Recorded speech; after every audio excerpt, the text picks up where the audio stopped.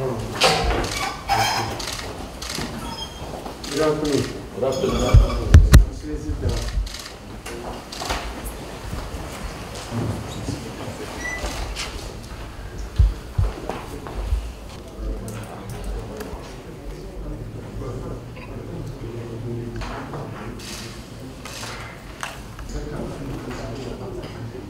Your Excellency, sir, it is a great pleasure for us to be here with you on a very important matter concerning our nation. We are very grateful for the audience that you have granted us out of your very tight schedule. We come with prayers that God will give you daily enablement to be able to carry all the responsibilities and challenges of leadership of this nation in the name of Jesus Christ. The Nigeria Inter-Religious Council, as you know, is the combination of the Muslims and Christians in this nation dialoguing together towards peace building in this nation.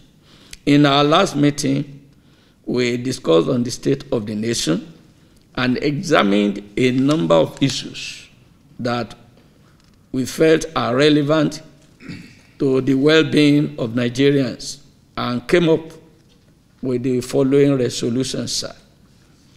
On insecurity, we urge the government to intensify security for Nigerians and be proactive on intelligence gathering. We feel that if intelligence gathering is focused upon more, many of the dastardly acts of the insurgents and the terrorists might be nipped in the bud ahead of time.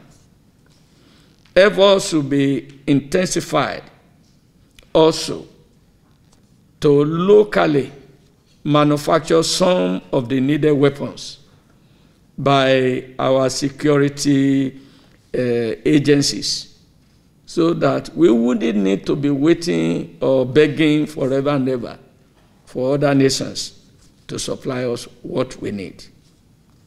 Also, the government should fund the armed forces more adequately so that they can perform their functions properly and protect innocent Nigerians from Boko Haram, kidnappers, herdsmen, and other criminals in our nation today.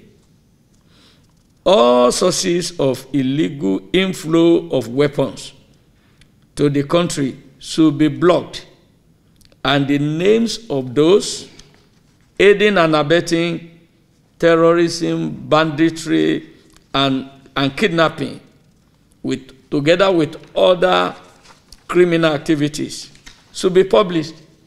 And not only published, they should be prosecuted. Also, we are of the opinion that most people should be recruited into the police force because of the growing population of Nigerians and inadequate number of police to the Nigerian. Also, unemployment. We deliberated that government at all levels should reduce unemployment by creating more job opportunities for the teeming unemployed Nigerians, especially the youths, by restructuring resuscitating moribund companies, increase agricultural facilities, grant agricultural loans to youths, increase electricity supply to Nigerians, and ensure accessibility to funds for small and medium-scale industries to reduce poverty. This is not to say that the government is not doing anything in all these areas mentioned, but we feel that the present level of achievement is not enough. Government should not rest on our words, but rather double the efforts in order for us to experience greater peace. Unemployment has fueled banditry, aided banditry, terrorism, etc., etc. Because with the little they promise to give these young Nigerians who are unemployed, they are ready to lay their lives down for the terrorists to use. Also, on good governance, NARA calls on government at all levels to be more responsive, transparent, accountable, just and fair in governance, and reduce the feelings of alienation and marginalization, which have been inspiring cause for secession or dismemberment of our nation, Nigeria. Everything that should be done must be done in order for the tension in the nation, for the nation to break apart, to die down. It is in our togetherness that we are stronger. This is the position of both Muslims and Christians in this country. And our leaders must focus on this and speak to Nigerians to reassure them that everything is done in terms of employment and all the actions of government to see that balance is struck and the need for agitation for secession is no longer there. Also, government should strengthen the police and judiciary. The failure of the police force and the judiciary can ruin any nation in terms of security and justice dispensation. Justice for every citizen will prevent ethnic and religious profiling. If there is justice, the nation will not need to deploy the army for internal insurrection. Your Excellency, one of our major responsibilities is to be praying for those in political authority. We are doing this, and we will continue to do this, either jointly or one by one on each side of the divide, whether Christian or Muslim. We have been organizing prayers, and we will still be organizing prayers. We know that Nigeria is a complex nation, and it is not easy to rule a nation like this. We know how tough your assignment is. We are praying for you, and we know that God, who has not asked us to pray to him in vain, will answer our prayers and bring peace and prosperity back to our nation, Nigeria. What I've missed, His Eminence, the Sultan of Sokoto, will be able to put into the submissions. Thank you very much. Today is a good day because it's a Friday. Friday is a special day, not only for Muslims, even Christians. I've seen them holding very important programs on Friday. Good Friday. So every Friday is good to us. And it's very good that Mr. President chose this day to see us as religious leaders. And it's also a good President chose this day, a day to Democracy Day, which was declared by this government prior to what we used to have on 29th May. So tomorrow is Democracy Day, and the religious leaders of this country, the two major religions, are here with Mr. President to wish you happy Democracy Day, to wish you all the best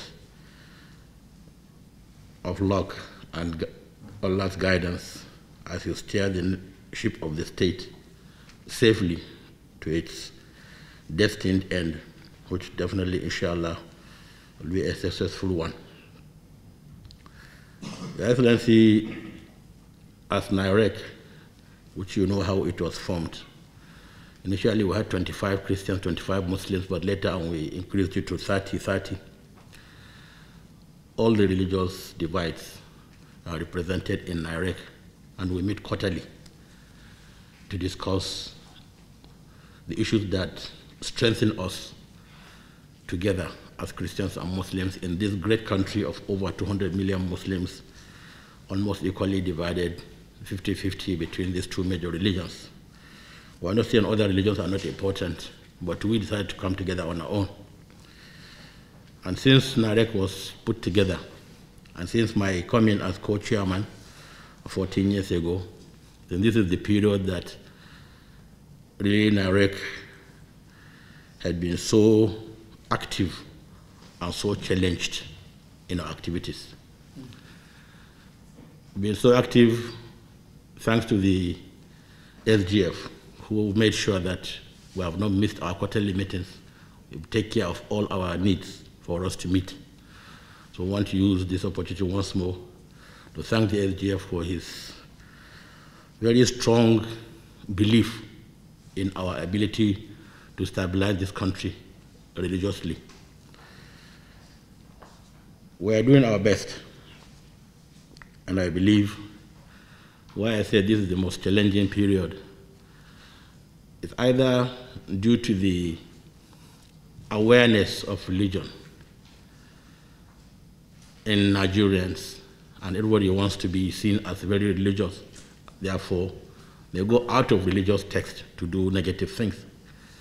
Or due to the social media effect we have at this time, where so much fake news filters through all this social media.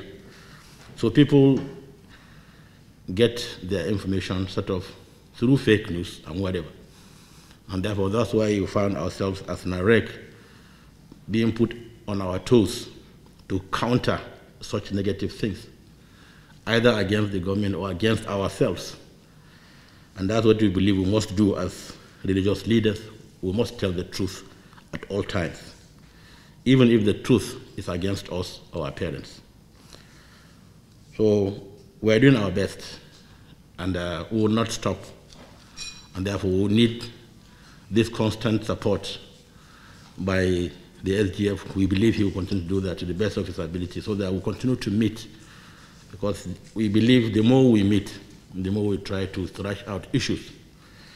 And the last meeting we had was, I think, one of the longest NIREC meetings we had, and we discussed so many issues, some of them challenging ones, including the use of hijab by school children. But we discussed all these issues, including that one, and decided to put a small committee to see how we can harmonize our stance on all this. So many people tried to throw away this thing, but we said, no, let's do it. So the more we talk, the more we understand one another. And I'm a believer, a very strong believer, of understanding one another instead of tolerating one another. So last meeting of NIREC, we had this, and we're moving on, inshallah. We've held, I mean, when I say we as religious leaders and as traditional leaders, which you have seen here, we're all members of NIREC, so many conferences and seminars have been held in this country in the last couple of months, all towards making Nigeria a safer and more conducive place to live. The last one we had yesterday, which Mr. President is very aware, and it was openly, the letter you sent to us was openly read to everybody, and everyone was happy. We met from 11 in the morning to 8 p.m. yesterday, and I believe you'll soon get the result. So I'm saying this for us to know NIREC is one other body that is working towards stabilizing this country, towards seeing how we can help Mr. President and his team to deliver dividends of democracy on this eve of Democracy Day. And that's why I think we're here. So many of these conference seminars by organizations, mostly by organizations, including National Assembly, we took part.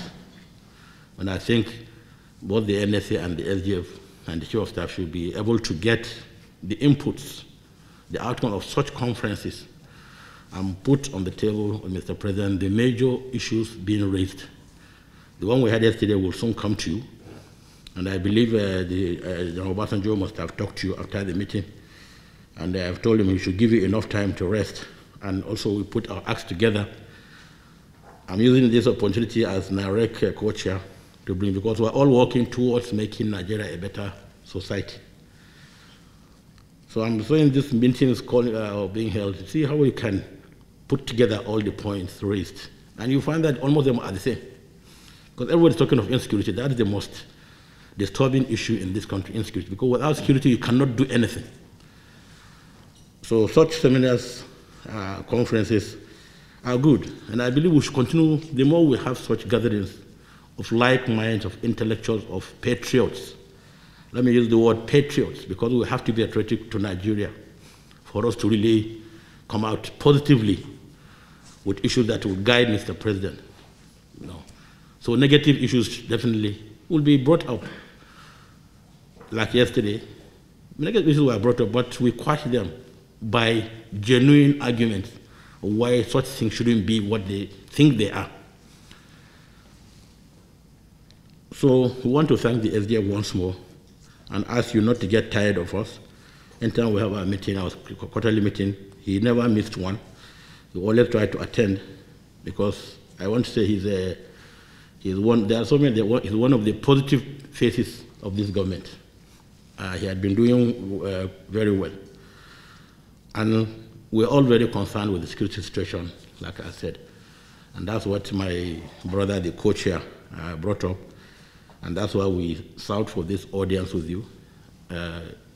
Short brief was already sent earlier to the Chief of Staff to help, sort of guide you on the issues which the current president raised now, to be able to look at some of those issues. There are just very few of the issues, but we don't want to bother you with so much of the discussion we had at NAREC level. But we know in your busy schedule, there are certain things you need to know. And one of them is this issue of insecurity. And that's why this audience was sought. And I want to thank you, I think, for the first time since you became president. We're having this audience as NAREC. Like I've said, when we came as Supreme Council, for the first time too, we had audience with you. But we never stopped praying for you, because we know the importance of praying for a leader. Because we believe God does not make mistakes when he brings people to offices to superintend the affairs of the subjects. So, but we never stop praying for you. Like the current president said, we prayed all over the country, all over the mosques, all over the churches. So we want to thank you for the audience. And I want to state that this visit as religious leaders to the president will further give hope to the followers that, yes, Mr. President had audience with our leaders. What did he say? What did they say? What's the outcome? So we need to give people hope. And I think it's important to continue such visits. So whenever we request to see you, either as traditional leaders, whom I know we have seen you so many times, or religious leaders, either Muslims or Christians, Chief of Staff, don't hesitate to give us, even if it's 30 minutes, because seeing us together definitely will raise people's confidence and hope. At least we are talking, so that even if the president does wrong things, they'll say we advise him to do those wrong things, so he won't carry the blame alone. But when they don't see us, they'll say, are you talking to the president? And I think it's very important. So I want to thank you, His Excellency, for seeing us. We know these are challenging times. We will continue to pray for you, and we pray to Almighty Allah to guide you aright, to make your tenure a very successful one, so that we all end up with a much, much better Nigeria, secured, very friendly, as we used to be some 50 years ago. And I want to thank you, thank the Vice President, all what you have been doing. May God guide us aright. May God bless all of us and bless the Federal Republic of Nigeria. Wassalamu alaikum wa rahmatullahi wa barakatuh. Distinguished ladies and gentlemen, I want to sincerely thank and commend you both for your individual and collective efforts to ensure that Nigeria remains a strong, united, and indivisible country. Your patriotic zeal is further demonstrated by the urgency with which you shared the communique of your second quarter meeting and requested for a courtesy call to also widen the ongoing dialogue on how to make our country more secure and peaceful. I have listened to you, and I am particularly happy that your meeting clearly identifies specific and major roles for both the government and the people of Nigeria. This is what has been lacking for some time in the national discourse on addressing our current security challenges.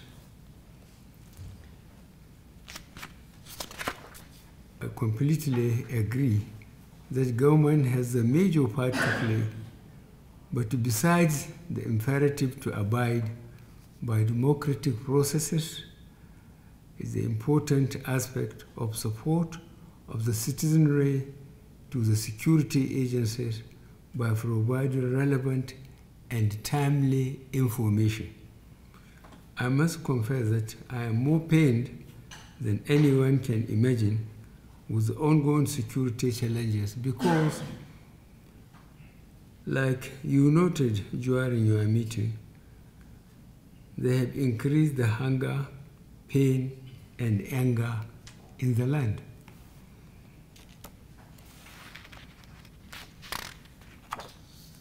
I remain committed to quickly pushing this dark side of our history behind us, and we are currently making sure that funding will not hamper our efforts. The last Federal Executive Council meeting has approved some funds for the security agencies, and these would be put to judicious use. As I mentioned yesterday in Lagos, we will not relent in our efforts at clearing these criminals from all parts of our land, including the forests. As you are aware, we have already started going after the financiers supporting these criminal elements and also supplying them with arms, but we are constrained by the strike by the judiciary workers. Fortunately, this strike has been called off, and prosecution of some of these people will soon commence, while our security agencies expand their network in closing in on others.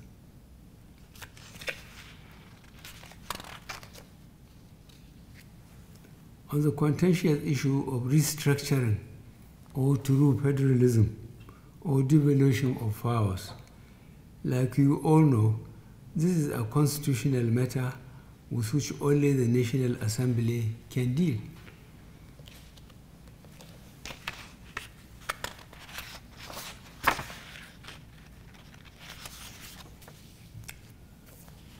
I remain an apologetic believer in devolving power to the people, and that is why I signed the executive order granting autonomy to state legislature and judiciary.